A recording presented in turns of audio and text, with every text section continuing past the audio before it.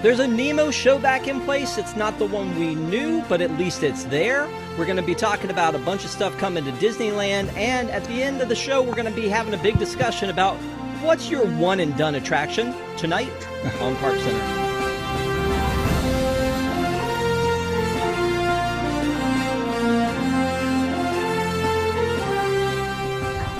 Welcome to ParksCenter for June 12th, 2022. I'm your host, Rob Whiteside. Thank you guys so much for joining us as always. If you would please give us a like, it would help people to find the show, and we would certainly appreciate it. Feel free to chat along with us if you're with us live, super chat, whatever, however the mood moves you. And tonight we have for you this lovely panel of people, starting with Stephanie. How are you?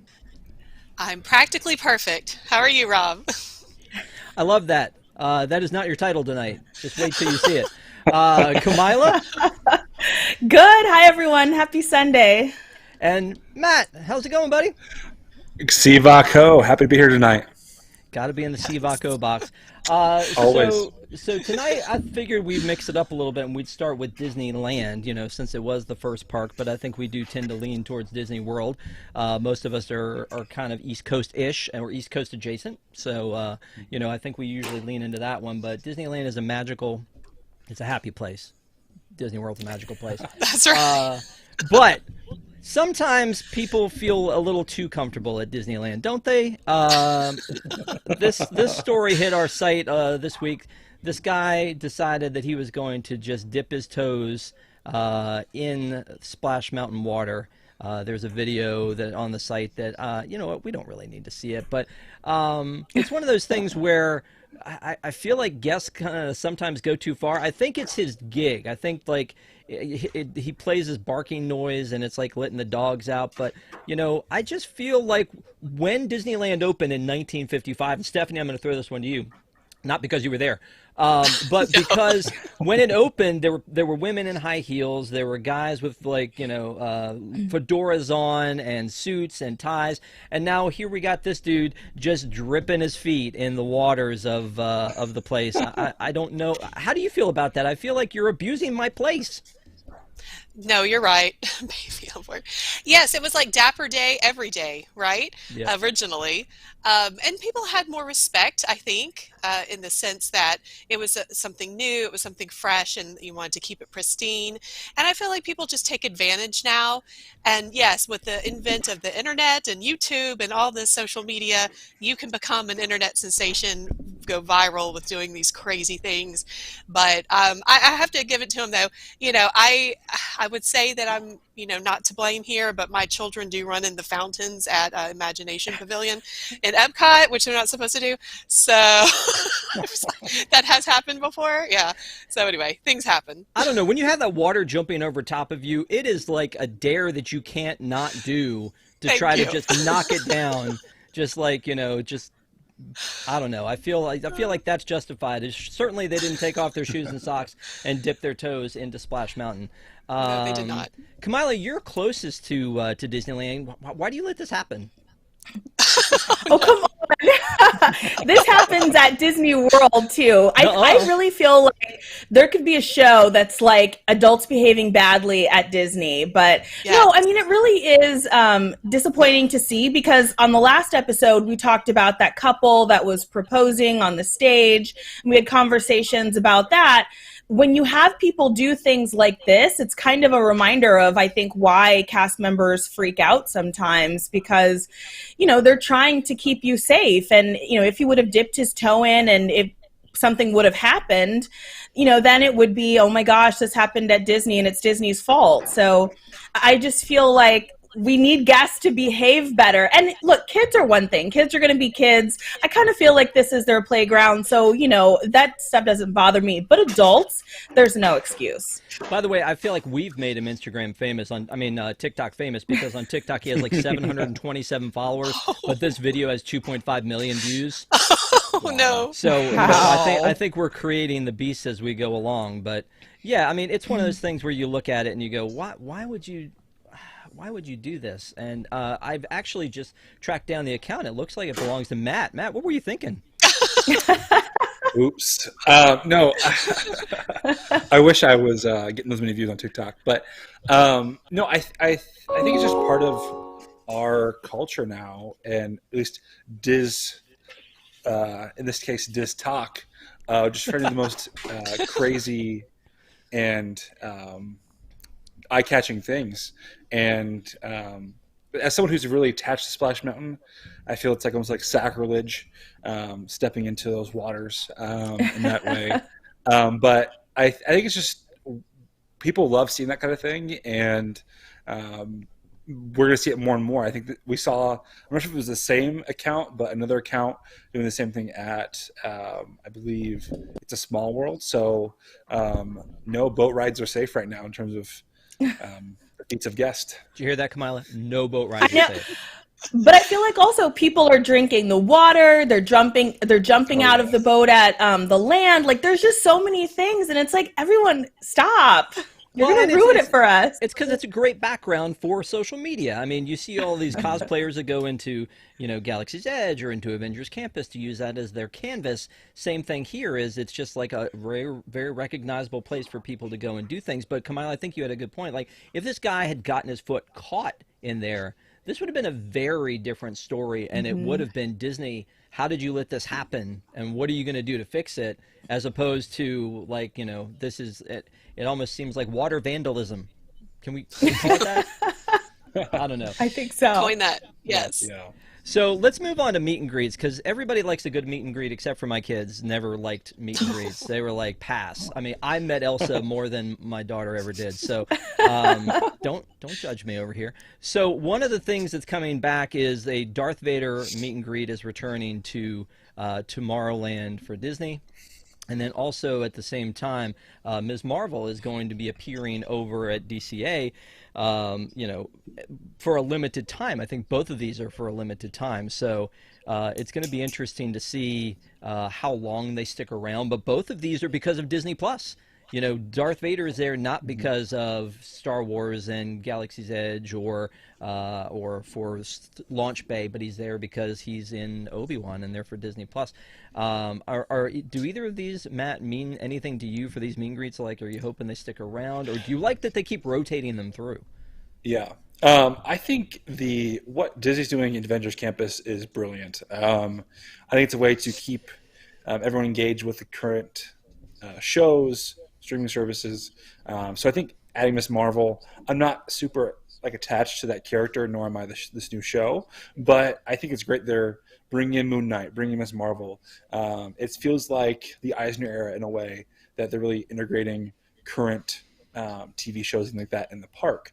And then with Vader, I think he needs to be there all the time. And I think even bringing him into Galaxy's Edge, I think it would be even better. I've talked a lot about this on this show and other shows, that Lucasfilm has done a really great job. Doug Chang, Pablo Hidalgo, all those people in the story group, building up the mythos of Battu prior to the opening of the land, and still as the land's has been open for a couple of years now, of letting us know that Battu's been involved in both the prequel era, the original trilogy era, and also the sequel era.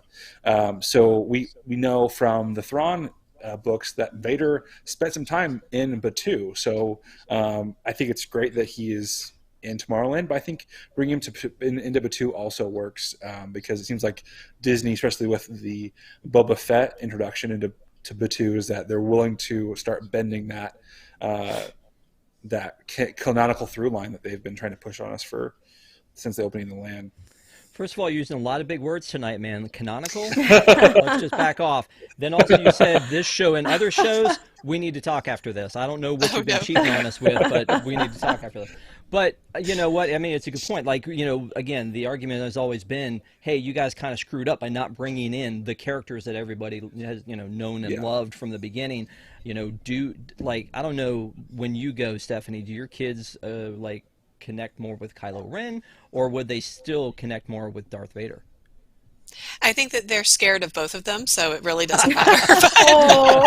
No, we had at Disneyland, we had Jack, as a 5-year-old, got to fight in the training of the Jedi training, Trials of the Temple, fight Darth Vader, and he said, he stopped everything and he said, the force is strong with this one. And Jack just had the biggest smile on his face. So that right there made this mama cry. I was like, done. That's perfect. So yes, bring this back, more of this. Let's rotate out some characters. Let's bring in new characters. Anything with more characters is I'm for it. It's perfect. Yeah. Kamila, thoughts? Just really quickly, I will say I thought it was interesting how many people really objected to Darth Vader being in Tomorrowland, and especially in Disneyland, where you have Star Wars launch bay is right there. Like, to me, and especially recently having been at Star Wars Night, it's pretty clear that I think Disney still wants to be able to use this area for certain Star Wars events or things going on there. And I actually do think it's still a good place for it. You've got Star Tours there. You've got Launch Bay that they've said they're going to reopen. And, I don't want to see Launch Bay go away. I want them to continue to make it even better. So I have no issue with Darth Vader meeting in Tomorrowland. Okay. All fair points. So let's move on to, because we were talking about Ms. Marvel and DCA. There was a little bit of a situation with Spider-Man stuntronic in DCA, and I don't know if you guys have seen this live. I think it's amazing, pun intended. I really love seeing that. There's a dog. Let's get that going on. She's demonstrating. Yep. So the stuntronic finally just tore into the building that it's supposed to jump over, and apparently it's designed to break away, and so it did that and it did its job. But it looked like basically Spider-Man brought down half the building when he ran into it. And would that not be traumatic if for a little kid that didn't really know what was going on to see, like, hey, look at Spider-Man, oh no, I mean, obviously we've had a little bit of fun with that because it's been on the site, but they got it back up and fixed pretty quickly. But I don't know, have you seen this show, Kamila, and what would you think if you saw this happen? I haven't caught this one live. I've caught most of the other shows they have in Avengers Campus live. But I will say, seeing that video, it was traumatic for me as a grown adult. So I can't imagine being there live or being a kid or a parent of a child that saw that. I just felt like that was traumatic. Yeah. Did you cry a little bit, Matt, when you saw it? A little bit. I think the way that Disney handled it, and it even seemed like they had a contingency plan for this occurring, because if you listen to the video, they have on the speaker that Friday is saying, hey, like, we don't have I think airbags activated or something like that. So there was seems like the intercom and the way the show ran is that when they saw that happening, they're like, okay, we'll click this button to say, hey, something went wrong, but let's stay within the storyline of Avengers Campus. But I was also really impressed with how quickly maintenance got the animatronic back up and running and that building fixed. So I think for once on the show, kudos to Disney maintenance for doing a great job. Yeah.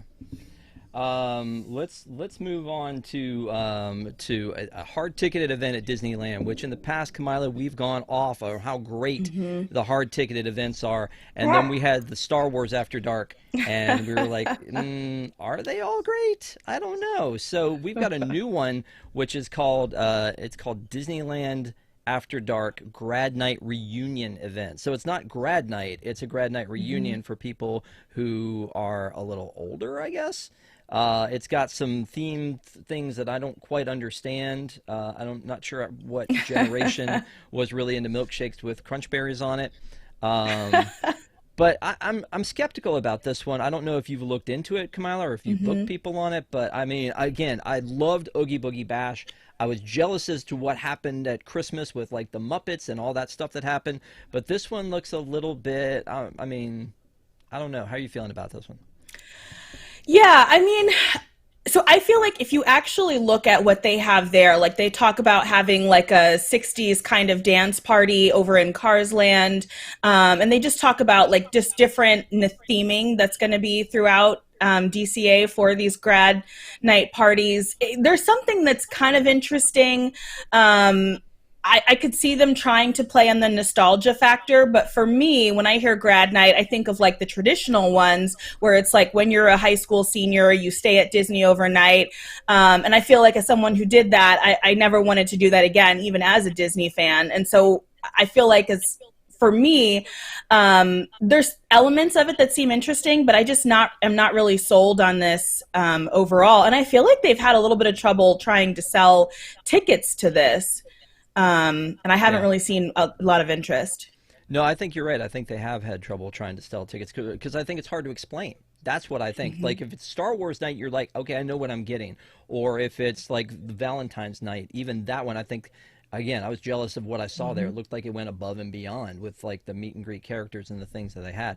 But the things that we're seeing right now, like this burger, I can look at that and go, yeah, that's definitely a 90s. No, I don't know what that is. Like I mean, it's an interesting looking burger. It's a cheeseburger Mac burger from Smoke Jumpers Grill. Again, so the food offerings they're showing us now don't seem to indicate what like I feel like the vibe is supposed to be for this thing. I do think it's smart the way they've dressed up, like where the 60s goes and where the 70s goes, and it's also at DCA too. That may be part of it as well. I mean, Oogie Boogie Bash is really kind of like distinguish itself as it works at DCA with like the villains, trail and all those things. This one, it looks like they're just kind of throwing some snacks out, and it's going to be, I think, harder for them to sell tickets. Like, I don't know, Stephanie, how much you've looked into this, but are you looking at it going, hey, I definitely need to get my tickets to California to go to something like this? No, I mean, I would pick Oogie Boogie Bash or the Very Merry Christmas or whatever over this.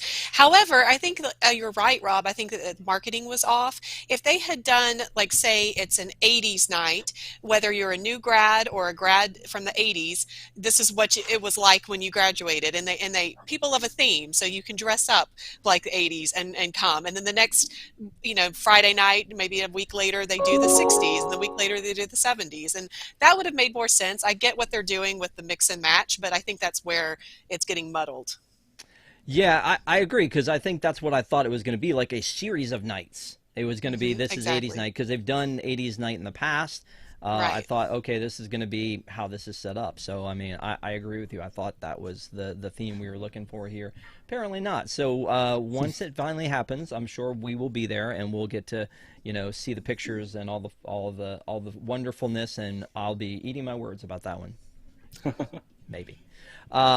This I'm excited about. I'm very excited about the fact that they are finally opening up this gate over from Paradise Pier to get into DCA. Like, this is one of those things where I feel like Paradise Pier Hotel sort of isn't, I mean, they bought it. It wasn't built as a Disney hotel. We've revealed, and so has, I think, the company, they're going to retheme it for Pixar. But there's nothing special about it. And then on top of that, to have to like sneak in through the Grand Floridian to be able to get into the parks seems like, okay, well, I feel like I feel like a third-class citizen in one of the 3 most expensive hotels in all of Anaheim. So I mean, I'm happy to see this entrance open. And Kamila, again, as the West Coaster, I'm going to send this to you. Are you excited about this happening? Have you been to the Paradise Pier Hotel? Or? Yeah. So I have. I will say, I think it's very exciting that we have this opening. I'm really curious because in my mind, I'm trying to imagine like where it is and how long it is, and is it just a pathway that is for them, but you're still kind of like taking, 7 minutes to get to the front of the promenade. So I'm just very curious to like see the path because I haven't really mapped that out. But I do think this is going to be a great new perk. I do think the hotel needed some kind of retheme or remodel or love. The only bad thing I think about this is I do think it's going to make it more expensive. It's going to give Disney a reason to no longer have this be in the $300 to $400 range. I think it's probably going to be more in line with what the Disneyland hotel costs after it's done. You mean after like the entire refurb, like adding the Pixar ball to the lobby, and then they go, that's an extra $100 a night, please. That's right. Okay. That's right. Yeah. Matt, are you running out to this now that they've added? Have you ever? I don't even know your history because again, you probably share this information on those other shows you're on. But when you go, do you go often to Disneyland, or have you been? I have not gone. We had a trip planned the year of 2020. We're planning on the summer of 2020. Oh, why didn't you go? Obviously, well, there's a little thing called the park closed. Oh, Yeah, and fake so fan. Try harder. I know, right?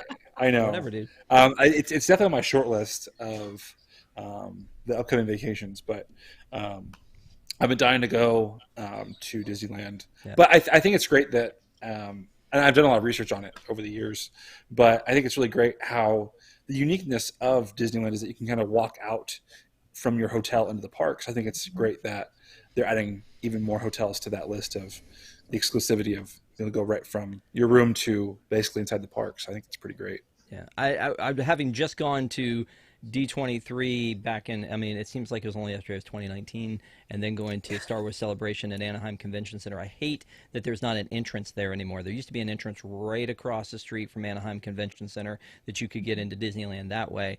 Now you have to walk all the way down, and it is quite a hike to be able to get there, to the point where, I mean, it's in the grand scheme of things, I guess it's not that bad, but I literally considered, do I want an Uber? No, I'm not going to do that. Do I? Just because of, but you can see the back of it, like back of DCA is right there when you're there, and it drives me crazy that that's a thing. But anyway, let's move on to this next one because I definitely want to get Stephanie's take on this one. Apparently, I'm hearing rumors that not everyone is satisfied with the Star Cruiser. That's what I'm hearing. I think that the people I've talked to have had a great time. But I also haven't, checked to see if they can still afford food or college for their kids or things like that, but that they've had a good time. So there was a survey that was released that said Disneyland Resort was hosting a paid focus group for Star Wars Galactic Star Cruiser Immersive Hotel. Now, there have been rumors that there would be a version of this at Disneyland sometime. So I think that that's what we thought, is that like, okay, that means that there's going to be one at Disneyland and they're going to ask people what their thoughts are on it, and they're going to do that. Because I think in maybe the High Republic or some piece of Star Wars literature, there is a picture of 5 ships escaping and the Halcyon is one. And you're like, wait, 5? Okay, let's say there's a Disneyland, they could do one there, and they could do. So I mean, I feel like they're already baking it into the lore that you could have other ships in other places. But then Disney came back and was like, no, well, that was a mistake. We were asking people about Disney World, not Disneyland. So it may be a little bit too soon for that. But what is your take on this, Stephanie? Do you think people are still excited about Star Cruiser? It's sold out, I think, till the end of the year. Or do you think that maybe people are like kind of losing interest in it and they're panicking? What do you think the deal is? I think inflation is the deal, honestly. I think this is a pretty big gaffe from Disney that if they put Disneyland on the website and then, oops, so we have to go back and change it. No, we meant Walt Disney World. So sorry. I think it needs to stay at Walt Disney World. That's my personal opinion on it. We need to have different things on each coast that, entice you to come to each resort. And if they're going to do another ship, it shouldn't be the Halcyon. It should be something else. And it should be a completely different story so that you can spend thousands of dollars and park hop across the country basically to go do your 2 nights per ship.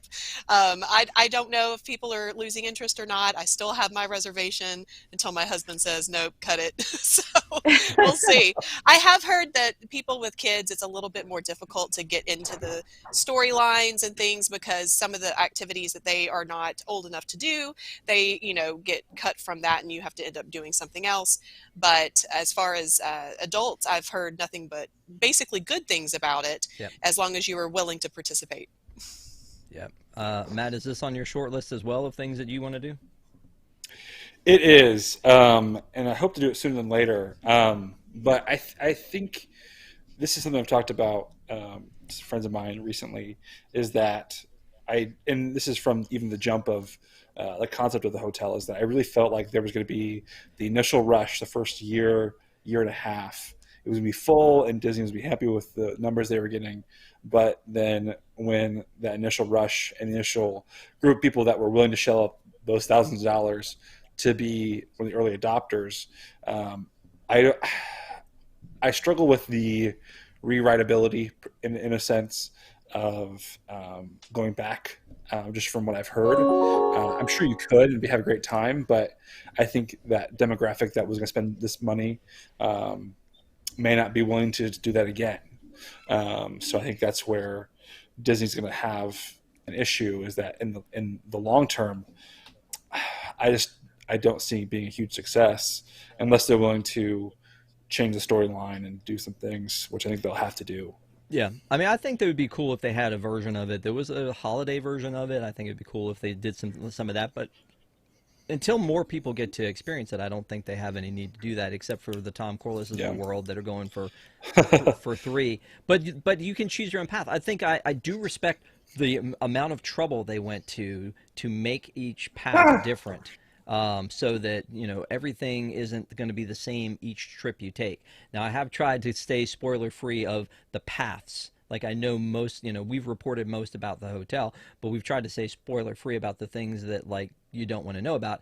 I did go to a panel at Celebration where they were talking about something that happened to one person, and then another person was like, that didn't happen to me. Like, that sounds like the coolest thing I've ever heard, and I completely didn't get that.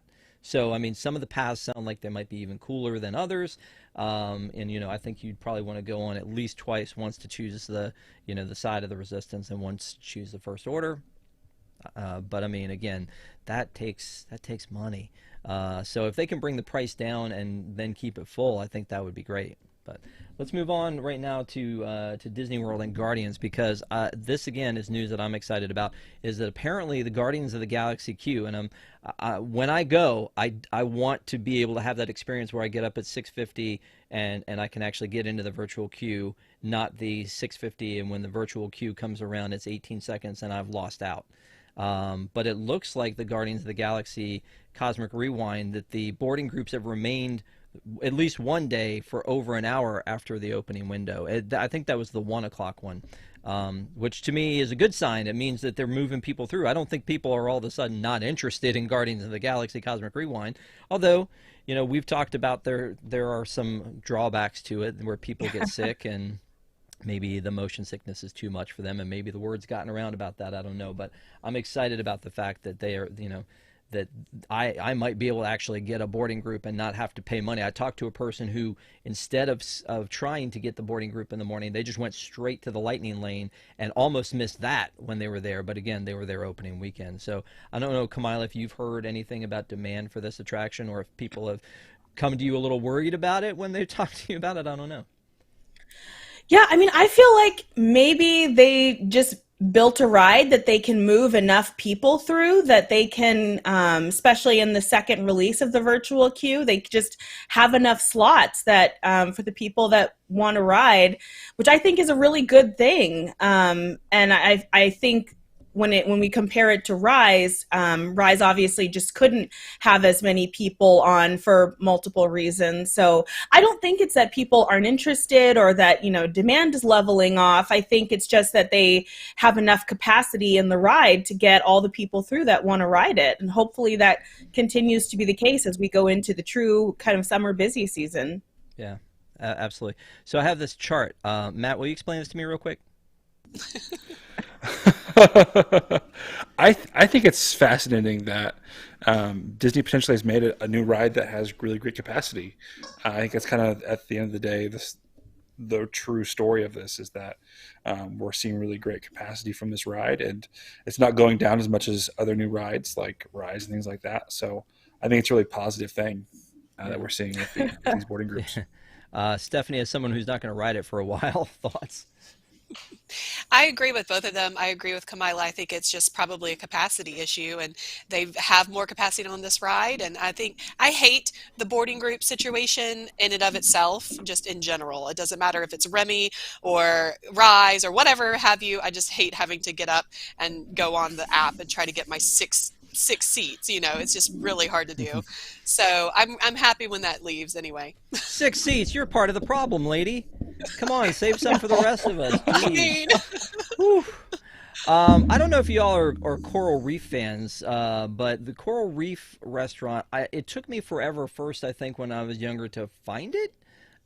because it's tucked away beside the the living seas. But then at the same time, the concept of going in and learning all about our friends in the deep and then going next door and eating them has always seemed a little bit weird, a little bit, I mean, just me, I don't know, a little bit off base. But apparently, after 36 years, they have changed the menu to remove the lobster bisque. I don't know. I'm not bougie enough for lobster bisque. Who is bougie on? Hey. I do love a good lobster bisque. Okay. I do think we've eaten at the Coral Reef recently, and I do think that this menu needed to change. Absolutely. I don't know about removing something that's a staple that people might come back for, just completely taking it away, maybe changing it a little bit. But the menu does need to change. It was kind of outdated. The shrimp and grits were pretty good, but other than that, I think it definitely needed an update. Yeah, again, I mean, it's tucked away there. I don't know how many. It's usually one that you can still find a last-minute reservation for, but not always. I mean, I think that's one of the problems is that Epcot has so many restaurants that you can go and get an ADR for that, and then they still go like this. Nine Dragons is usually available. I can see Rose and Crown every now and then, but for the most part, like Space 220, forget it. Some of the others like, Japan, those usually go pretty fast. Tokyo Dining maybe sticks around a little bit. But do you send a lot of people this way, Kamila, or do you secretly keep this as a Kamila only place? No, I'm like trying to think. I cannot remember the last time I booked Coral Reef for someone. So, and not to say that, it's not a really interesting dining experience, because I think there is something about like the aquarium right there. Although now that you said it the way you did, Rob, I'm like second guessing that whole concept as well. But I will say, I have had the lobster bisque over at, Chefs de France, I think that's the restaurant over there. Mm-hmm. And I've had multiple versions of it over there, some that were good, some that were not good. And so I hope Disney has landed on the version of this that is good, because they do have a good recipe floating around the parks, but they change it from time to time. And I always feel like this is a great like starter soup. So I hope they get it right. Yeah. Well, speaking of restaurants in Epcot, Eat to the Beat is coming back, and I'm excited about that. I know if our good friend Pete Carney was on here, there would be a long talk about Boys to Men. For me in particular, I'm excited about Sheila E. coming on October 2nd. I have actually gone and done the dining package, and I know that, Kamila, last week we talked about like the advantages of doing like, say, a dessert party or like the Hungry Bear dining package to see Fantasmic and things like that. Eat to the Beat dining packages, I don't know. I mean, do people hit you up a lot about those? Because again, the one experience I had was great because it was Colin James Hay. Look him up, kids. He was the lead singer of Men at Work. He came out, he performed one song that was new. He said, I'm going to do a new song. People went boo, and he goes, just one. And then he played all these hits from Men at Work, including Overkill, It's a Mistake, and Land Down Under. But I got in the front row because of the dining package I had. So, I mean, and you're like, oh, wow, Rob, front row for Colin Hay. I do think that it's a neat experience to be able to experience these things just walking by them. But do you think a lot of people get these dining packages, Kamila, because they want to get up and close with their favorite artists? I feel like, especially locals, I feel like tend to be the locals and maybe pass holders, I feel like take advantage of this more than an average guest. I feel like the average guest, is kind of still understanding what the festivals are and, what are all the components of it. So to some extent, I feel like to know about this, you have to kind of know that it exists. And with travel agents, like there's so many different options out there that we're always looking for clues to figure out, like, what to introduce to you so you're not overwhelmed with everything you can do at Disney World. And so for me personally, these types of dining packages, I don't book a ton. Usually if I do, it's someone who is either like a Florida resident or a pass holder, or it's, me booking for myself or my family. But I will say I did notice they added Regal Eagle as one of the options, and it was like more affordable than like a Le Cellier dining package. So I liked the range there. Kind of like they did again with Hungry Bear. That was a great opportunity. You're going to pay more than you normally would have at Hungry Bear, but at least there's another opportunity to not have to fill up one of these restaurants that, like I was just saying, are already hard to get into. And now you're going to pay more for one of these dining packages, which they're probably holding seats back for dining packages, I would assume. You know, but wouldn't you say that there's probably more call for it when it's, say, the candlelight processional and those things? Probably more people buy those dinner packages. Okay. Yes, absolutely. Yeah. And then Matt, I'm taking a look at this list here, and I'm thinking, what would Matt see? And I'm assuming Hanson, but I don't know. Is there anybody you would go? Maybe I mean, who would you go here and pay money to see? To be honest, Cross, there's Air Supply. Come on, maybe. I struggle with a lot of these Eat the Bee and some of these they've been bringing artists in for these festivals. I think a lot of them have they're outside of my my musical tastes. I think it was great that Simple Plan was there a couple weeks ago. I really enjoyed that. But I feel like I'm kind of a generation behind a lot of these acts, to be honest, not to throw shade at any of our older watchers, but yeah, none of them really draw me in, to be honest. Like I said, Simple Plan was one that I thought was really cool that was in town. I think it was a week or two ago, but it's too late, Matt. You lost. You lost everybody. None of them on that list. You called everybody old, and they all left. Really makes me excited, to be honest. BB Mac, come on, BB Mac, Hanson. Rob, yeah. Rob, I actually got an Eat to the Beat at the Coral Reef for BB Mac back in 2019. It's all coming together. Oh my gosh. Say more. So it's more expensive to do that. But again, if you're ready to, already going to eat at a nice restaurant, like Kamila was saying, it's for the Regal Eagle now. But back then, they only had the more expensive restaurants. So if you're already planning to eat dinner, go ahead and do that. You do have to book them early. And it does depend on the group. Like you said, for BB Mac, maybe I, got it a few weeks in advance. But for Boys to Men, you better be that 2 months in advance for sure.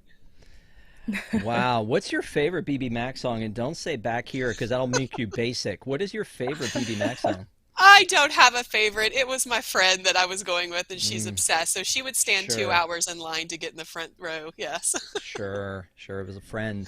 Gotcha. Safe zone here. Honestly, there are, again, Sheila E. is a big deal for me because I was a huge Prince fan. She was a Prince protege. She is amazing. October 2nd and 3rd, so right after the anniversary. Stokely is playing on Epcot's 40th anniversary. Best they could do? I mean, or did they just go, hey, you know what? We really don't need another draw to come fill this park up on October 1st. Do you think that was the case? I don't know. I mean, it seems like a missed opportunity not to have Tiffany that day. Just saying. I'm just putting that out there. Yes, that would have made more sense. Right? Yeah, exactly. So let's move on to so the Magic Band Plus was something that came out, and then they were like, we didn't mean to do that, and they took it away. They're still selling Magic Bands on if you're getting a hotel, you can still go pick them out there. You can find a couple on Shop Disney. They're still selling them in the parks. I have no idea at this point when Magic Band Plus is coming out, other than the fact that Disney said later this year. We at least know they already exist. They showed them off at press events. They accidentally sold them to us. Big mistake. I wish I had gotten one, but it's going to be weird, I think, because it's going to take some time to understand that you have to charge it. Like, it's already enough of a problem to charge my smartwatch. Now I'm going to have to charge my smart band. But at least you can charge it and keep it and all that kind of stuff. And there's going to be different versions of it. And it sounds like it's going to be affordable at first for the lower end ones. Maybe once they do the LE and the Donnie and Burks, you're going to be paying $300 for one. I don't know. But the first applications of it, one that we know of, is this Battu Bounty Hunters thing that they're going to be doing. And the Battu Bounty Hunters is basically kind of a continuation of the gamification that they gave us when they first opened up Galaxy's Edge, which was you go and you use your phone, your mobile device, and you scan these QR codes around the place. This thing is in place already. And when we're looking at it, it's got instructions on it and everything. So I feel like people not too far off from playing this game. What do you think, Kamala?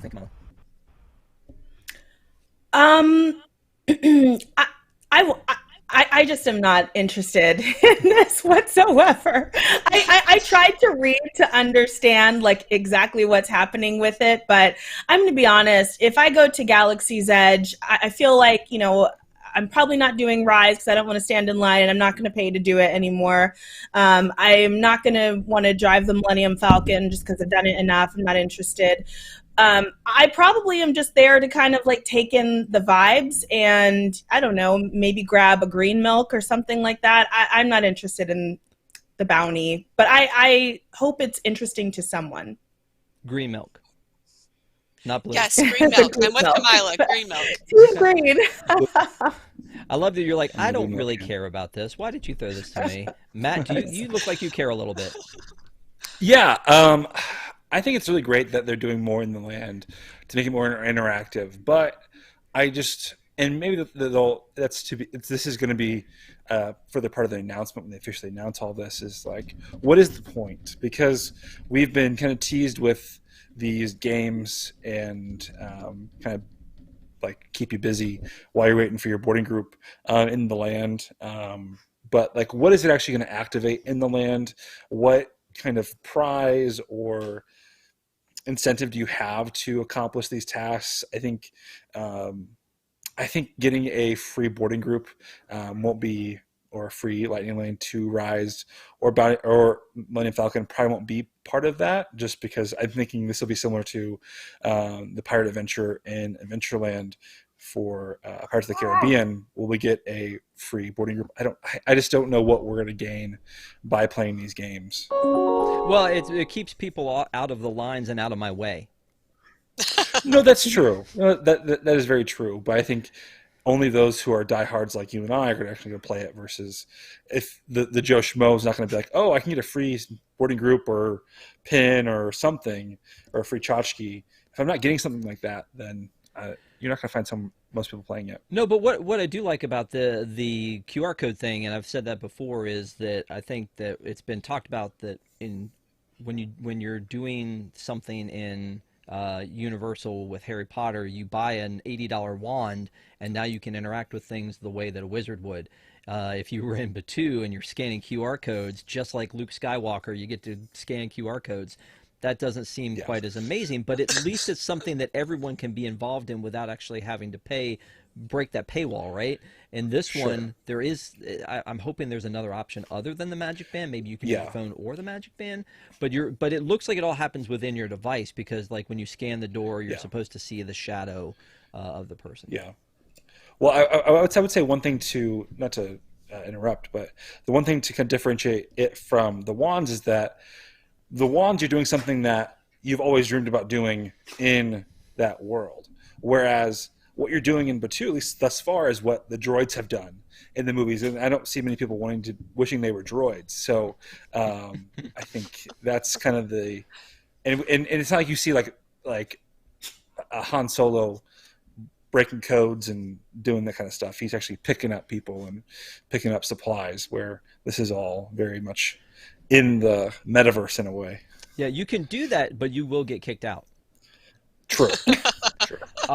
So here's something. Let's move on to the next thing. Is the Big Blue is back. There was a big controversy about the fact that we reported that Nemo was gone. It was closed. They were dismantling some of the stuff. The actors have been let go, and they were like, no. There's a new show coming, and tomorrow it officially opens. So it's going to be interesting, because the other Nemo show was 40 minutes. That was Finding Nemo the musical. The new one is called Finding Nemo the Big Blue ... and Beyond, which, you're like, wow, there's even more. It's got to be a longer show. Yeah, see, he gets it. It's going to be a longer show, but no, it's not. It went from 40 minutes to 25. Stephanie, is that enough time for you to take your nap, or no? I'm going to say something controversial here, Rob. I actually like Nemo slightly better than Festival of the Lion King. I know, I'm going to get reamed for that, but I really enjoyed the Nemo and all of the interactive elements that come into the crowd with the puppets and everything, the puppeteering, and I love the songs. My kids would be singing, "Go with the Flow" throughout the entire rest of our trip after they would see that. So it's sad to me that they cut some of that. I'm glad that it's still the original story because I was actually surprised it's not the Finding Dory story. I thought they were going to move to that. So maybe they're leaving that open for later versions to come through. But yeah, it's still the original story, even though they've cut back on some of the elements of it. No, I don't hate that at all because I feel like it's a different show. The Lion King show is sort of an interactive. They break you out into sections, and you get to see some acrobatics, and it's almost like a mini Cirque du Soleil. Whereas this one's like you're seeing a musical, which is why they called it that. That's why they got the Anderson Lopez fam to make some songs for it. I mean, they're very catchy tunes, just like Frozen and Coco. They're very catchy songs. So I agree with you. I like this one. I think a lot of people put hate on the original one. I just think like it went from a 40-minute show, which I think was a substantial thing, to 25. And maybe that's a good thing for people. Maybe they're like, hey, let me move through my day. I do want to see that, but I can't commit 20 minutes for seating and then 40 minutes for a show. Maybe that'll happen a little bit faster. I see you nodding your head, Kamila. Do you think that is part of it, that it was taking up too much time for people? I did think the original one was just a tad too long. And the thing about Animal Kingdom is it has so many shows. And so if you find yourself going to the Festival of Lion King, going to the bird show, which I actually think is one of the best there. I love the bird show. I love seeing those animals. And then, you've got your safari. Those can be fairly long. And then 45 minutes, I mean, I do feel like it can start to feel like a lot. I'm really interested to see, people's reaction to this because I think it opens tomorrow. Yeah. I think 25 minutes might be the perfect time for this. And I will just say, I think it's so great, all the love that Nemo gets really across a lot of the parks, because Epcot has its Nemo moment, Animal Kingdom has its Nemo moment. And I think Nemo is such a cute little character, so I love that. Very cool. Let's move on a little bit, and I'm going to pick up a little bit here so we can get to the rest of the stuff we have in the show. But the Grand Floridian, it used to be that one, like, again, super bougie hotel that everybody was like, oh, someday I'm going to stay in the Grand Floridian. But for now, I'm at All Star Music. I've never loved Grand Floridian from a standpoint of, like, when I had kids, it didn't seem, and I've talked about this before, and people kind of came at me a little bit about it. It didn't seem like a Disney escape.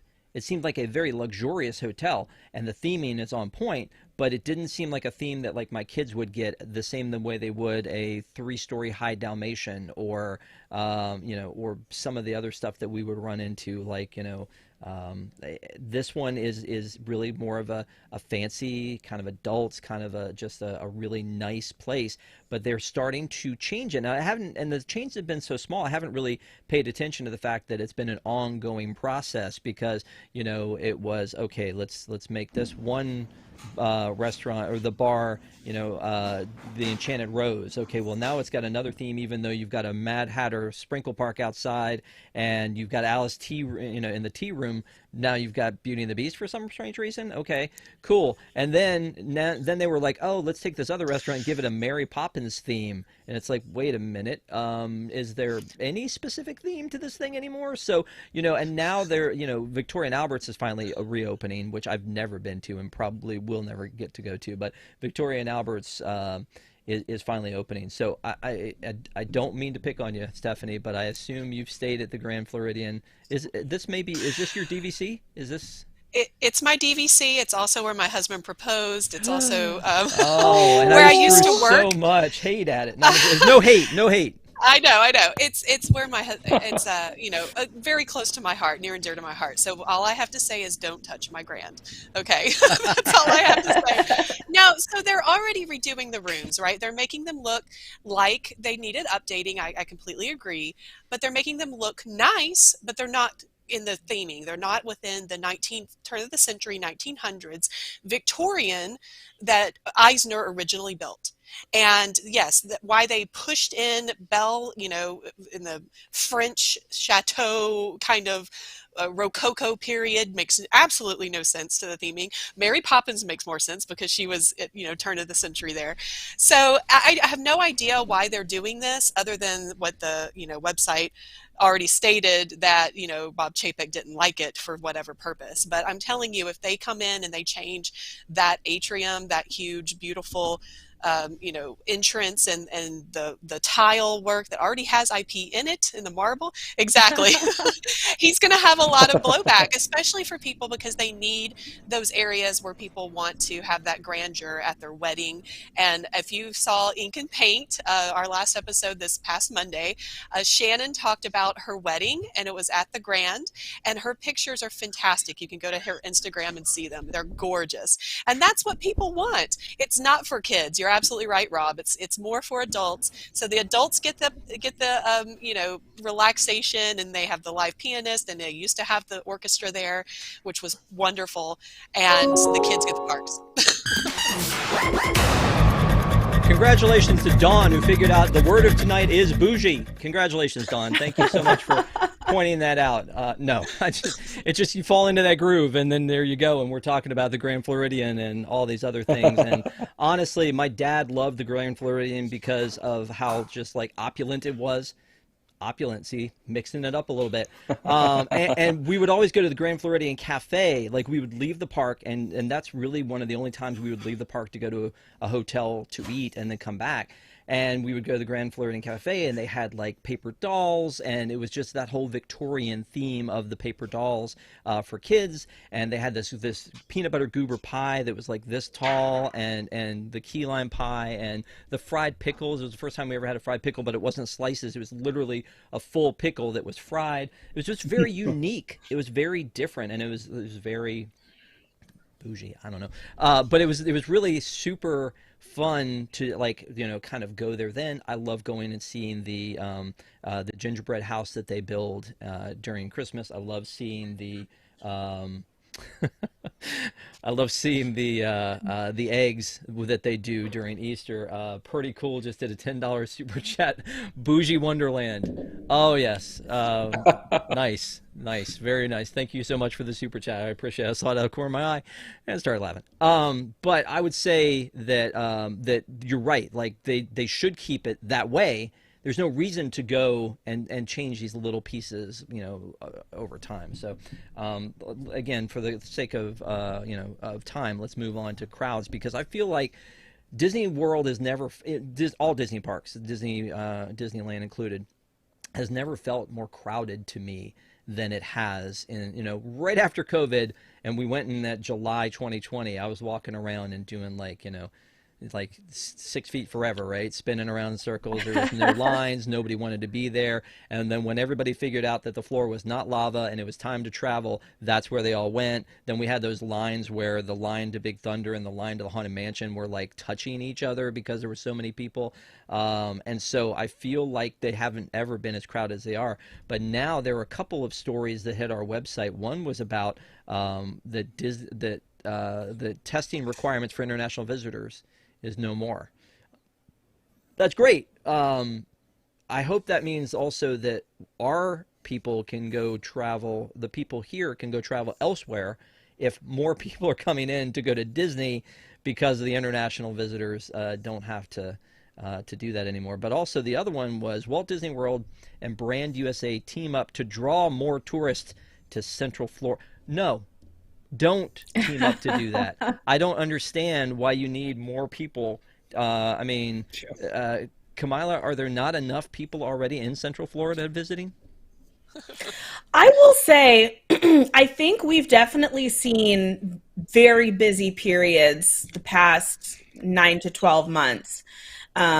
But I do feel like you can start to feel and also see, just inventory wise, a little bit of a slowdown. I don't know if that has to do with inflation, with gas prices, with people starting to get worried about, is there a recession coming? But I was actually just pulling some quotes for July, so next month, a Savannah room at Animal Kingdom Lodge, and I had no problem booking that quickly. And then even just looking into September and November, there was more availability than I expected to see. And so I don't know if they're looking at, we just got 2023 open, so they wouldn't have really had time to evaluate that. But I don't know if they're starting to worry about a slowdown and trying to get in front of that. If they want to just kind of, as Americans have all kind of visited the parks now, let's get international crowds back. Although I feel like people from the UK have been coming for some time now. So I don't know. I thought that was kind of surprising and interesting too, that they were trying to draw more people to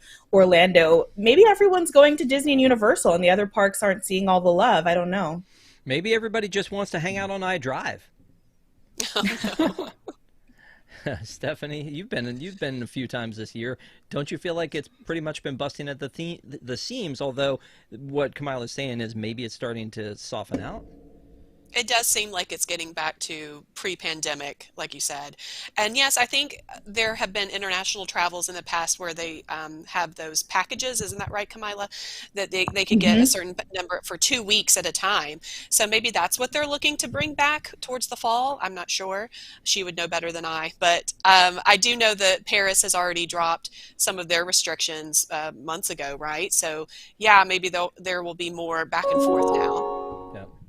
The last topic I want to talk about before we take a quick break is that they're making the Premier Pass Ultimate in Paris, and so I want to start with you on this one, Matt, because when we started talking about like Genie Plus back a long time ago, I think you were one of the ones that was like, you know what, time is money. If I need to, pay this for, to be able to get into all the attractions I want to do. I feel like you were kind of that proponent, and I was just like, maybe it's all these other shows you're doing. They're paying you a lot more money, and you don't mind throwing it around. That's probably a thing. Well, no, yeah, I'm talking about when I was on the former. I'm giving you a hard time. Pressing issues. But no, I think it's just I've kind of become jaded at this point with the extra charges for fast passes and the like, because it's just kind of where the industry is going. And I think for someone like myself that would, whenever I go to Paris, it'll probably be the one time I go. Maybe I'll go twice. Is that I want to make sure I can get all I can get done in that trip and not be stressed about not having enough time. And I rather save the money and invest my money in that way, so I can make sure I get everything done. I'm not sure this will be very attractive to the locals because they're more of a leisurely people, but as an American who will be there once or twice in my life, I'm willing to shell out that extra cash to make sure I can ride Phantom Manor and Cars Road Trip even. So I want to make sure that I get the fullest to it. So I think, again, it'll probably be very attractive to international travelers, but I'm not sure so much about day-to-day guests. So as I look at this list, the Premier Ultimate, what it looks like it's going to do is give you one-time access to all of these attractions. So I'm looking at this list, and I see Cars Road Trip is on there, so you're in there. So Tower of Terror, a couple others. Kamila, is this something very similar, it seems like, to the Express Pass at Universal, where you've got a lower tier where you ride each thing once? Do you think that's something we would want to see come to domestic parks, or keep that out of ours? Well, I mean, I've said all along that I think there's no way Disney saw what Universal has been able to do with their Express Pass. And you're right, there's two versions of Express. There's Express, the regular, and then there's Express Unlimited. With the regular, it's a little bit cheaper than Unlimited, and it allows you to skip the line for each attraction that has an express lane once. And I think when you look at what they're introducing here at Paris, which is basically, I think it was like 90 euros, and you can skip the line at those 12 attractions once. I think there's no way Disney isn't at least thinking about this for domestic parks, just because, again, Universal is charging anywhere between, $70 and $250 per person, just to have these express options. And I just felt like the Genie Plus, and we've talked about this, maybe part of the problem is that it was a little too affordable for people where, you know, this was their once in a lifetime. Yes, they're going to pay that. So I'll be very interested to see, you know, with the updates they're making to Genie, you can no longer add it to your ticket. It'll be interesting to see what they introduce maybe in the next 6 months related to any changes for it. But I think if I'm going to Paris, I probably would add this. It's a little painful, although at least the euro is on par with the dollar right now, so that doesn't always happen. But I think this is a space to watch. I really think Disney knows there's more that they can do, and it may not be a bad thing because a lot of people won't buy it, and maybe that'll mean there's fewer people, you know, purchasing something like this, and the lines ultimately move faster for everyone. I don't know. Yeah, no, I agree. I would love to see. I would love to see free Fast Pass come back. That's what I would love to see. Yes, you can pay for them. If you want to pay for them, do that. But also, if you don't want to pay, have that option that you can get a free Fast Pass. But those are not the options that in the world we live in. It's you get to pay for it because you do Genie Plus. Which, by the way, we need to have a talk about Genie Plus because I feel like it's capping me when I'm getting my attractions, and that's not cool. And then also the paid lightning lanes. That one seems like highway robbery. But again, people are going to do it if it's your only trip, and you want to be able to get on that attraction. That's what you're going to do. So, I'm sure we'll be talking a lot more about this in the future. This was supposed to start on June 9th, so we'll see how it's been working out for them, and I'm sure that Disney's paying close attention to see if they want to roll it out into what we're doing here. Genie Plus Plus. Maybe we'll call it that. Let's make it even more confusing for everybody. In the meantime, we're gonna take a quick break. We're gonna come back and we're gonna talk about a little bit of Universal news with our good friend Annie. So don't go away. We'll be right back. Thanks for sticking with us on ParksCenter.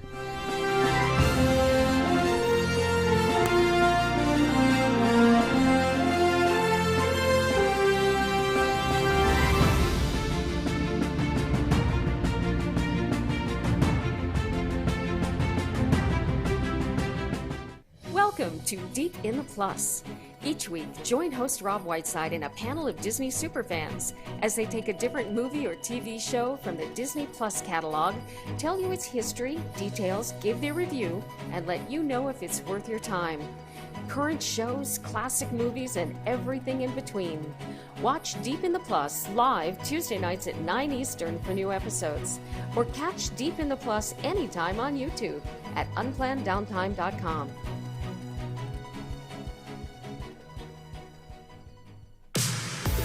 Welcome to Disney Entertainment News Today from WDW News Today. I'm Rob Whiteside from WDWNT.com, and here now are the top Disney entertainment stories. For the latest in Disney entertainment news, watch Disney Entertainment News Today, hosted by Rob Whiteside. From movies and series news to stage shows, books, video games, and more. New episodes drop every Tuesday on Unplanned Downtime.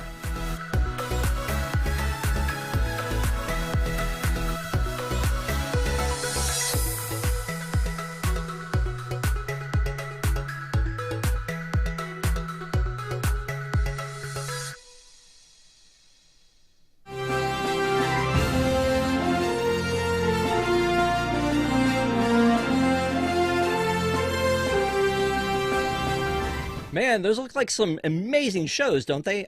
Please join us for Disney Entertainment News Today and Deep in the Plus. Thank you for being with us on ParksCenter. Please make sure to like and subscribe. If you have not already given us a thumbs up, we would appreciate it. People will be able to find us a little bit easier and subscribe to WDWNT. And also don't forget to subscribe to what is now Unplanned Downtime on YouTube. A lot of great programming is coming to that channel very soon, so we don't want you to miss any of it. Speaking of great programming, Universal Parks, we have an entire Universal Parks News Today website, and the lady in charge of it, Annie, is with us. How are you, Annie? Good. How are you? I'm just great. Thanks for repping Jurassic Park. Have you gone to see the new Jurassic World movie? I did, and I loved it. I'm not going to give any spoilers, but I laughed, I cried. It was it was a good time. You laughed, It was you very cried, it became a satisfied. part of you. I get it. You know, I've heard mixed reviews, so I'm glad that you've said it was a, you know, it was a good movie. I feel like I have to see it. I mean, it's the final one. I mean, at least part of have this to. this whole thing. So, very excited to have you here because there's a lot of stuff we need to catch up on with Universal, and some of the stuff you threw my way, and you were like, hey, talk about the tribute store. We obviously have a summer tribute store, and it is themed to classic movies. The first room is E.T., because E.T. just had their 40th anniversary yesterday, and that's the film, not the attraction. So yesterday was E.T.'s 40th, so happy birthday, E.T. The second room is Jaws, so if you're a fan of that, and a little bit of nods to the old attraction. Third room is Back to the Future themed. And the final room has all the snacks, and there's a great photo op with like King Kong, and it's totally fantastic. I mean, if you're a fan, you will spend so much time in there. There's just so many details. Everyone that worked on that store really takes a lot of time and puts a lot into it. They research the furniture in the ET room is made by the same company that made the furniture for the film. They have the pre-show for Jaws playing in the room. There's like a pot that's boiling. Just so many details. I love these tribute stores. I forgot about Super Simon, and also I never got a Big Tracks. So as I'm looking through this, I'm a little jealous of this room that's been set up. But yeah, well, the tribute stores have been pretty amazing. Like I went to the Mardi Gras one. I don't think I went to the Halloween Horror Nights one, but this definitely looks like one that I feel like I need to go to. You have to. And the snacks are incredibly themed. There's like an ET in a basket little cake. There's a Jaws fishbowl cake. There's some like hoverboard whoopie pies. They've just knocked it out of the park. I mean, every time they do a tribute store, we just are, I think, more and more impressed. And this one is just another winner. Did you eat everything, all of those? Did you have to sample all of it? Not everything, but most of it. So I've got a few on my list that I'm going to hit up this week. As a Back to the Future nerd, this one really gets me too. This huge speaker from Marty McFly, I assume. Yeah, and it goes off too. Also, if you're and if you're a fan of Back to the Future, they have props that were in the actual film. So there's these two Panthers that are up on the display cabinet, and those are from the actual clock tower in the movies. So it's kind of cool. They've got a little sign that gives a history of those Panthers. They were in Legends of the Hidden Temple. They were, I think, in Problem Child 2. There were a couple of things that they've been reused for. And, I mean, it's just so cool that they take those from their boneyard and they put them in a tribute store for fans to enjoy. They get another chance at life. It's really nice.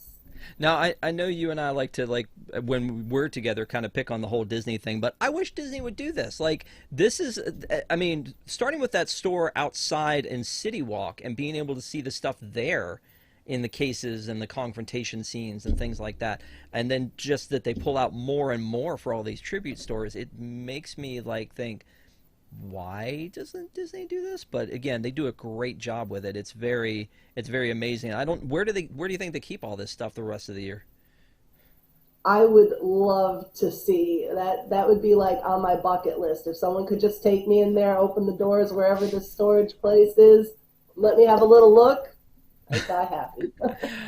Yeah. So if anybody out there has access to that, that would be great.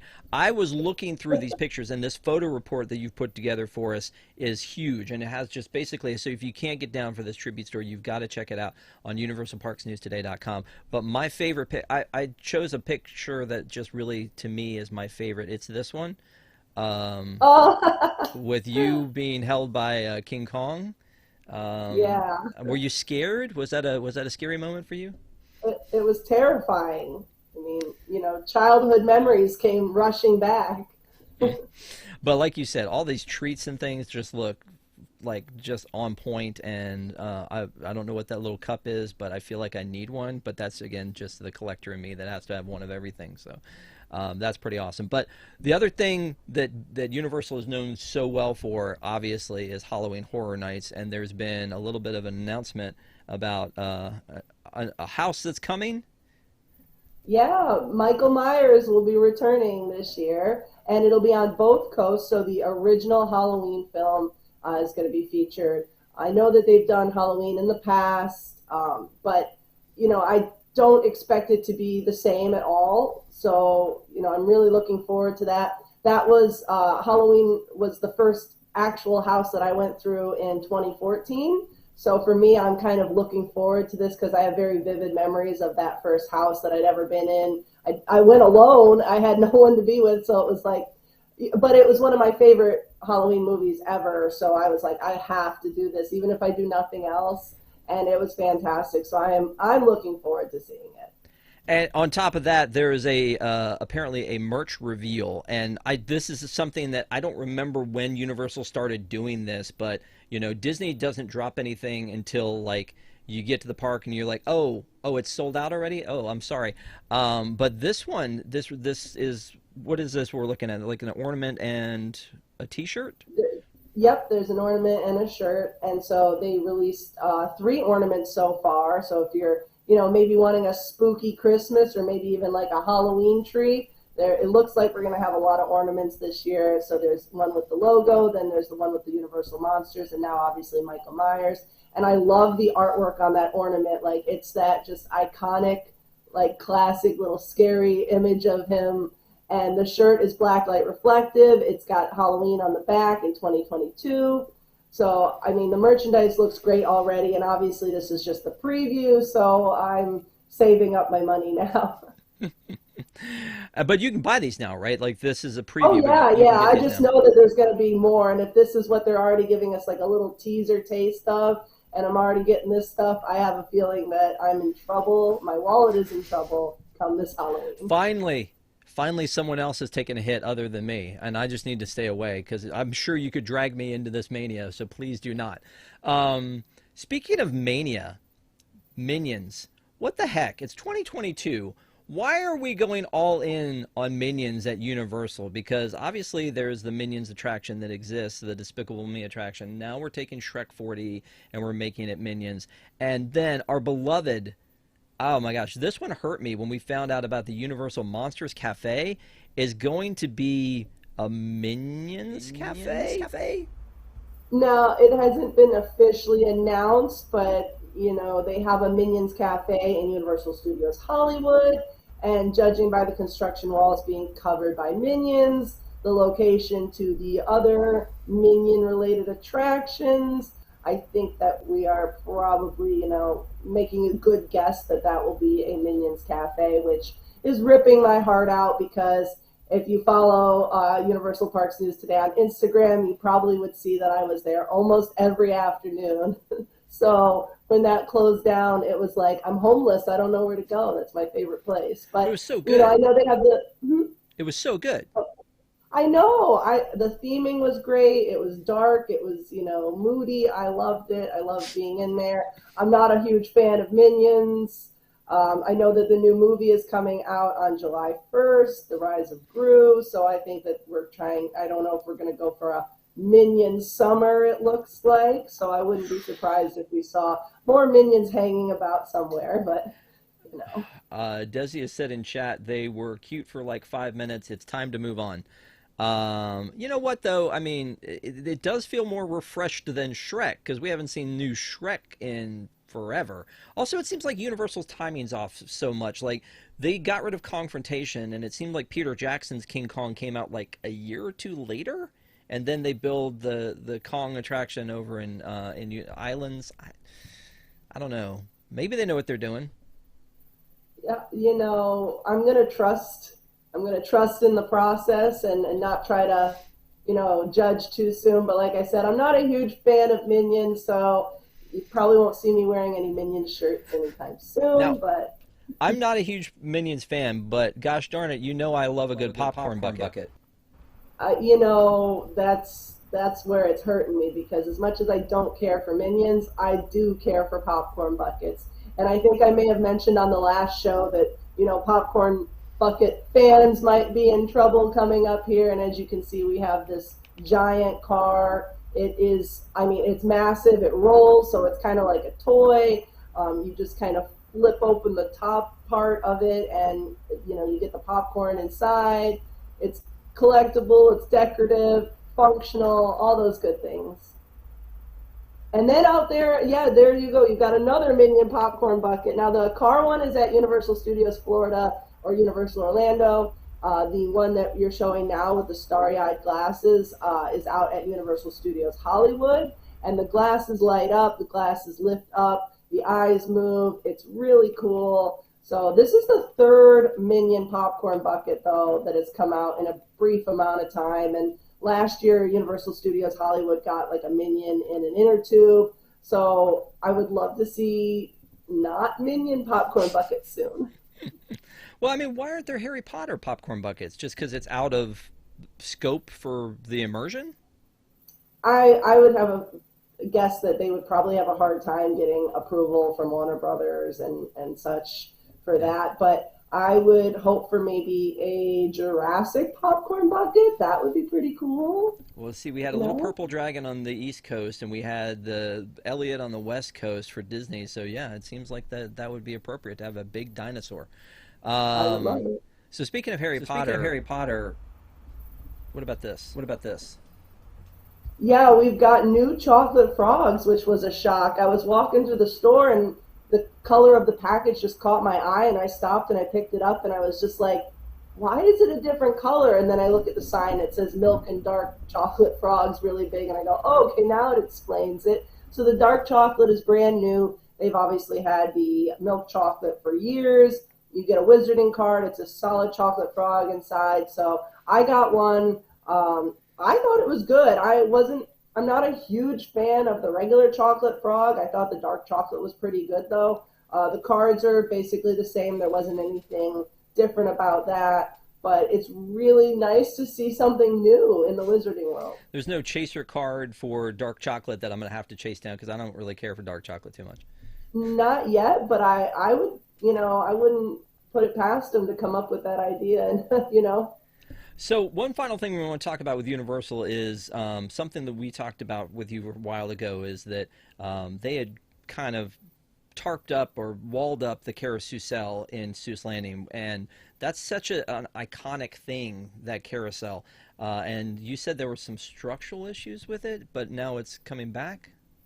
Yeah, it's reopened now, which is great because last year, I believe it was probably maybe September or summerish of last year that it just randomly closed, and they were saying, oh, we're really hoping by the holidays it'll be open, and obviously the holidays came and went and it was still closed, and it just reopened completely, like they did the roof, because I've been riding Sky Trolley and I can kind of see the roof that they've been putting together. Fresh color on the roof, fresh paint. It's so vibrant. It looks great. It's nice to have the construction walls down, all those scrims, bright colors. It's something that, there's no height requirement. A lot of people can experience the attraction, enjoy it. You've got these fun animals and everything like that. So I was really excited. I may have squealed a little when I saw it. And of course I wrote it, just to make sure it was, great. Yeah.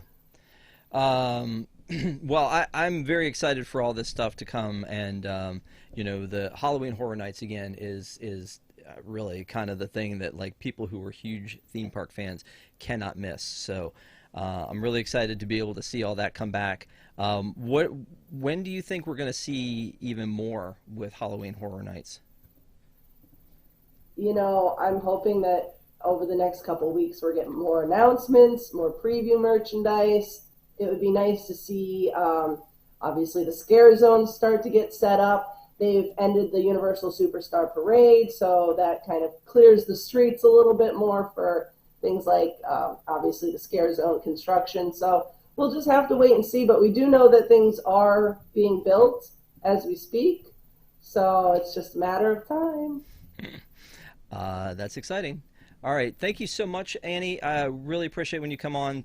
We will be right back quickly, and Annie will stick with us for our final topic, which is a conversation about what attraction, doesn't matter what park, was a one and done for you. So hang on. We'll be right back.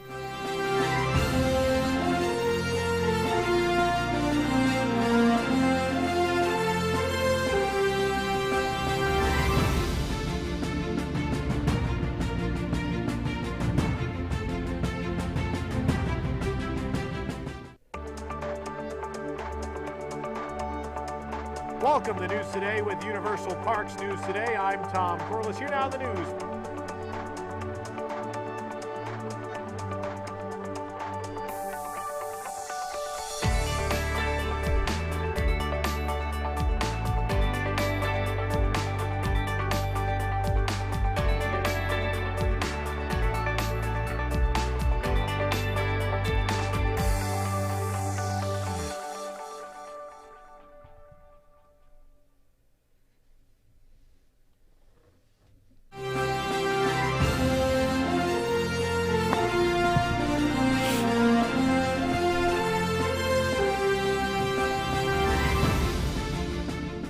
Again, thank you for joining us for ParksCenter tonight. We really appreciate when you guys come out on Sunday nights and spend some time with us. And don't forget to give us a big thumbs up. It helps people to find the show. It really does. So thank you for being here. One of the things that came up, and it was when Guardians of the Galaxy Cosmic Rewind launched, was a lot of people were saying, oh, it made me sick. So a lot of people were like, I've ridden it.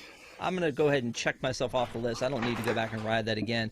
And it got me to thinking, what are the other attractions that you guys have been on? And it doesn't, and I've said this to our panel, it doesn't have to be a Disney or Universal attraction, but some attraction that you did and then you were like, I don't think I will ever do that again. Either you didn't like it, or it was too scary, or because I know that for my daughter it would be Hagrid's, because she didn't know what she was getting.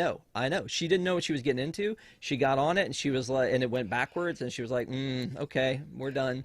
So I think that in a lot of cases it could be that it was just too intense, but then also there's like, I don't think I'll ever get my son back into the Frozen sing-along. So, that was one where he's like, that was a little too cringy for me. I don't think I will ever be able to stand that. So with those parameters, that it could be anything, any attraction. I want to start with you, Annie, and ask you, like, what attraction did you do and then say to yourself, well, that happened, never again? The only one that immediately comes to mind is the Simpsons ride at Universal Studios Florida. That was a one and done. I've often considered maybe attempting it again, but I don't know if I could handle it. Well, made me very sick. It ruined my very first time at Universal. Everything was going great, doing rides, everything. Hit that one, and I was like, I gotta go. I gotta go home.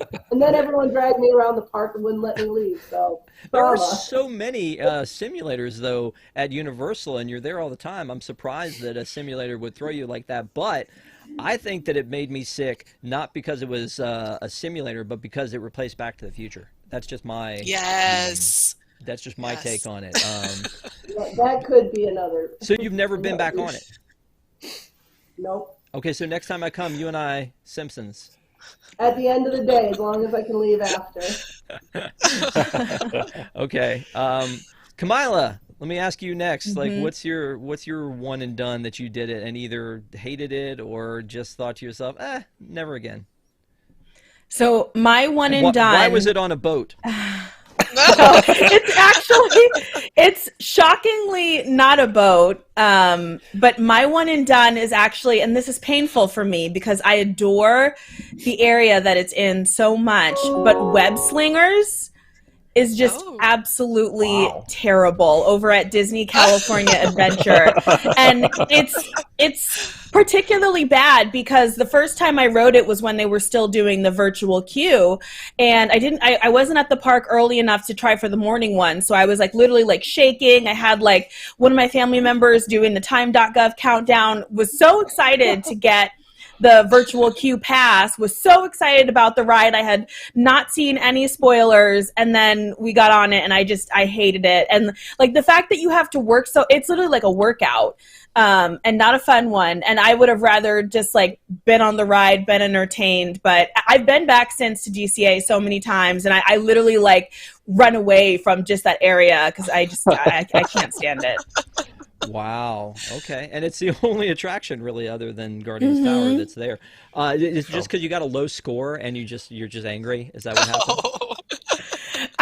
It's not fun. It's just not fun to me. Like I don't want to have to. It's literally an arm workout. It's literally an arm workout, and it's not fun. And I can't stand it less.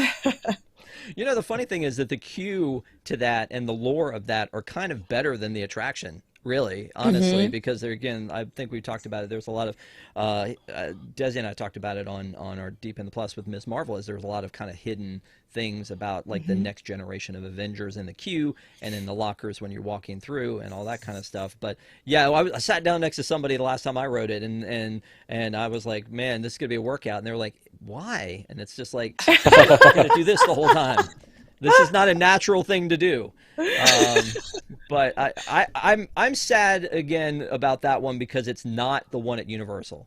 The one at Universal is so good, and Spider-Man is the best, in my opinion, Marvel character, and needs the best.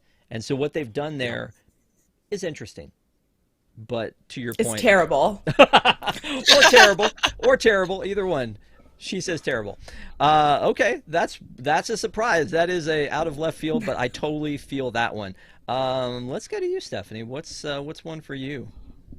Call me a wimp, but it's the original Mission Space, which is now Mission Space Orange, right? I think it pulls 2.5 Gs, and by comparison, the inversion that you do in Rock and Roller Coaster is 5 Gs, but the difference is it's sustained. So you're doing the 2.5 Gs in a sustained amount of time. And I come off that ride and I actually had nystagmus. And if anybody knows what that is, it's involuntary beats of your eyes, either in a vertical or horizontal or rotary fashion. So I'm trying to walk and I didn't throw up or anything, but my eyes, I could not see straight. And I said, okay, I'm not doing that again. And also, it's very close to what the astronauts actually have G-force wise. I think they pull about 3 Gs when they're on a rocket launch. So I'm not going on SpaceX anytime soon. And my second one was the California Screamin', which is the Incredicoaster, same thing, over at DCA. And it's having to do with the G-force. Apparently, I just cannot sustain that. It's when you do those rotary motions and you sustain the G-force for a few minutes. I almost blacked out. I started getting tunnel vision. So I said, okay, I've done it. It's fine. Never again. These are not the answers I expected. I mean, we didn't talk about this ahead of time or anything. Like The Simpsons, I get The Simpsons. I totally get The Simpsons. Web Slingers, yeah, okay. But like, and Mission Space, exactly. Like Mission Space is exactly the answer I expected, because that was one that was so intense when it first started that they had to put in the sick bags and they had to tone it down, and then they had to do the orange and green versions of it. So I totally understand that. The Incredicoaster, that one surprises me. I wouldn't have. You could have said Goofy Sky School, and I would have bought that before I would have bought the Incredicoaster. So. It's me. It's having to do with those G-forces for some reason. And I love roller coasters. Don't get me wrong. I can't wait to ride the Velocicoaster at Universal. I can't wait to do that. You cannot do the Velocicoaster if you can't do Incredicoaster. I'm sorry. I'm going to do it once. One and done, right? Exactly. It may be the best coaster I've ever been on. That's like hot take. But let me ask you this, though. Why are you able to do that and not visit G-Force Records? Like, you can do the Aerosmith Rock and Roller Coaster, but you can't do that one? It's basically the same thing, but just inside. I have no idea, to be honest with you. Maybe it's the different kinds of inversions that they do, but yeah, I do Rock and Roller Coaster a lot. I don't know. Maybe you're just a Rock and Roller Coaster fan. Maybe I do love Aerosmith, yeah. Yeah. If it had been Queen, forget it. But if it's them, right, like, exactly. You can handle it. I got it. Wow, this is a lot that's coming out here tonight, Matt. I cannot wait. You better bring it hard. What do you got? Well, so I think I'm the only one that's going to be heading away from Anaheim or Central Florida. Well, I will say my Disney World one and done, if I didn't have children, would be Mickey and Minnie's Runaway Railway. I think my kids love it, so I ride it with them. Good night, everybody. Have a good night. If it wasn't for them, I would be riding it after the first ride. But so I am a Hoosier. So I live in Indiana, and we have a little theme park called Holiday World in Santa Claus, Indiana. So the theming of the park is all around the holidays. So there is a Thanksgiving land, there is a Christmas land, there is a 4th of July land. And so the hallmark attraction there is in Thanksgiving Land, and there is a ride called the Voyage. It's based off of, well, the theming is the Pilgrims coming here on the Mayflower, and this roller coaster is called the Voyage, and for the longest time it was the world's longest roller coaster. It was recently dethroned maybe a year or so ago. And Wow. it is 1.2 miles long, and it has not aged well in my experience. We go every other year, if not once a year, and it is an old wooden roller coaster. It was built in 2006, so it's not that old, but it has not been maintained well. In my experience, it is very much when you think about wooden roller coasters, that rickety. You get tossed around. You feel like you're playing football half the time. I've never been in so much physical pain as I ever been on that ride. My knees hurt. I have a headache afterwards. I've ridden it once on my second or third trip there, and I was like, I'm done. Like it's not worth it to me. The majority of the ride was fun, but the amount of pain you're in, I think it's over 200 feet tall. So it's a really grand, large wooden roller coaster. But the amount of pain that I've experienced on that ride makes it I'm done after that one ride. It was fun, but the aftermath was not enjoyable. Okay, that's fair. I went to the wrong screen and I just pulled Annie. Let's see if we lost back Annie. here. Yeah. So for me, I probably would have, for an attraction in Disney parks, I probably would have said, the original Mission Space. I've been back on it, but I don't particularly care for it.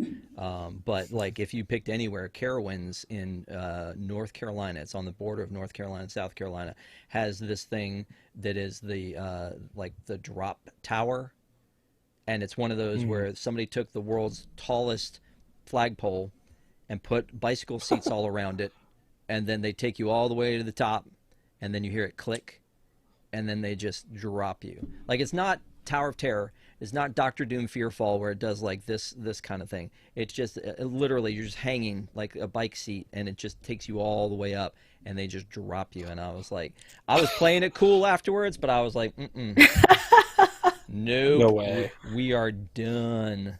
Yeah, so I just thought it was interesting to bring up this topic again because a lot of people have ridden Cosmic Rewind and said it made them ill. And it's really kind of unfortunate when you go to a park where you want to have thrills and you want to have fun, and especially in a park, like Universal or like Disney where it's for families, and you get there and there's something that like mom has to hold all the bags so that everyone else can go on, or that you just can't do it. I don't know if you guys watch Modern Family where the episode where they went to Disneyland and Phil was sick, but he didn't know it. He thought just all the rides, like he had gotten too old. And so, yeah, I mean, that's how I felt on that drop zone, and that's how I felt on Mission Space. But, dude, Velocicoaster, oh my gosh. Am I wrong, Annie? Is it not the best roller coaster you've ever been on? It is amazing. I'm not even a roller coaster fan, and I'm obsessed with it. I could do it all day, every day. You probably won't get me on Rip Ride Rocket or Hulk or anything, but Velocicoaster I will do. Now that you brought up Rip Ride Rocket, as a matter of fact, my son said Hulk after they changed it, because the Hulk used to be fun, and then after they changed it, it was just like, what are we really doing here? It's just, now it's just a green roller coaster. But when they did, do you guys remember the original when you were going up and it was like, Bruce Banner was like, I think I've got control of, no, wait, I lost, and then you just boom, and it's like, wow, this is really cool, and now it, I don't know, I feel like it lost a step. You know what? I only did that once before they closed it down and redid the Hulk. And I rode Dueling Dragons on that day. Someone dragged me on Hulk, and they dragged me on both Dueling Dragons, and I felt so awful. But I'm so grateful because I didn't get to ever experience them again, obviously. So Yeah. one and done, but not by choice.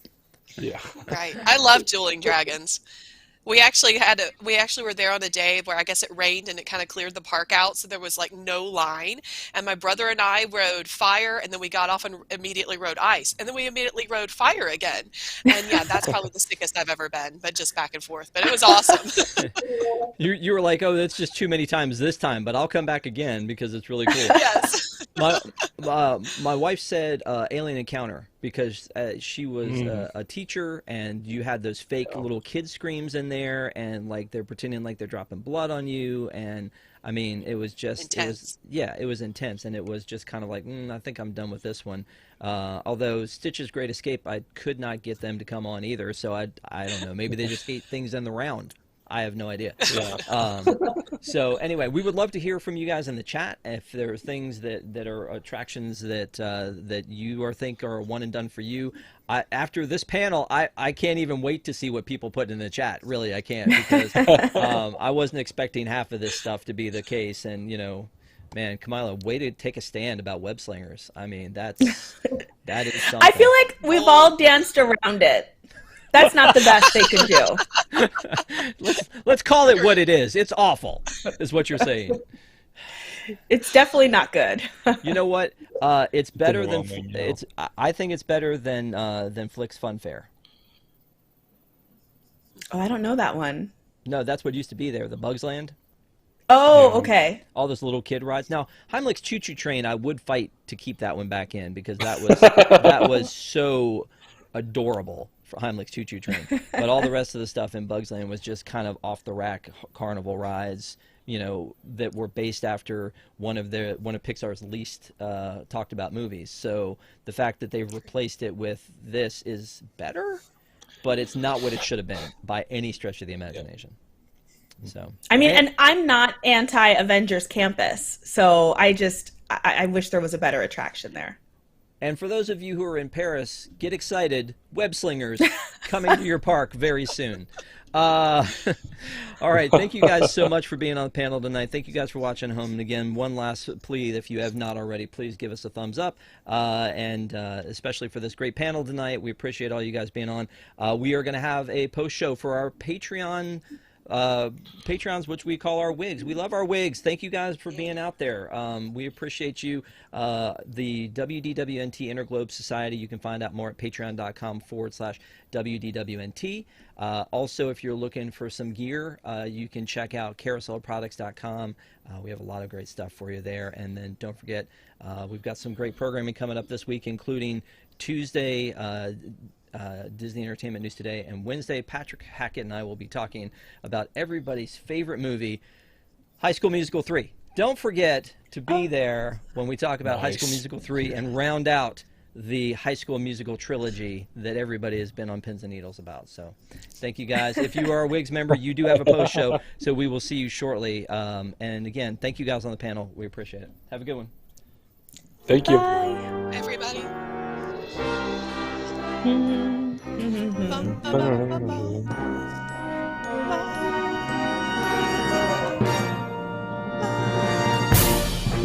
Ba-ba-ba-bum.